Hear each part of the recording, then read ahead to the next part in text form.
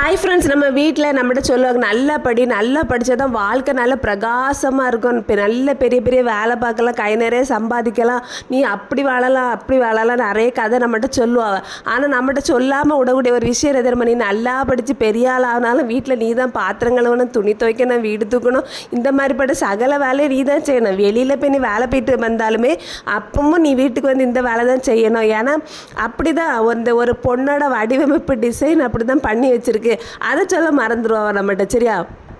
நான் இதை ஏன் சொல்ல வரேன்னு சொல்லி பார்த்தீங்கன்னா, நம்மளை நிஸ்சாரமாக எல்லா விஷயத்தில் ஆச்சா பூச்சான்னு குறை கம்ப்ளைண்ட் சொல்லிகிட்டே இருப்போம். ஆனால் காலையிலேருந்து சாயங்காலம் வரைக்கும் நம்மளோட வேலைன்னு வச்சு கணக்கு பண்ணி பார்த்துட்டே இருந்தால் அது ஒரு நான் ஸ்டாப் கொண்டாட்டமாக போயிட்டே இருக்கோம். இப்போ வேலைக்கு போகிறதா இருந்தால் நம்ம வேலைக்கு போகணும், வேலைக்கு போகிறதுக்கு முன்னாடி வீட்டில் ஒரு சம்மட்டு வேலை இருக்குது, அதை முடிக்கணும், ஆஃபீஸுக்கு போனால் வேலை பார்க்கணும், அடுத்து வீட்டுக்கு வரணும், இங்கே நமக்குன்னு கொஞ்சம் ஒரு கூட்டம் வேலை சேர்த்து வச்சுருப்பாங்க, அதை முடிக்கணும், பிள்ளைகளை பார்க்கணும், வீட்டுக்காரரை பார்க்கணும், அப்புறம் சொந்தக்காரங்க எல்லாரையும் பார்க்கணும், இப்படியே பார்த்தே வாழ்க்கை போயிடும்.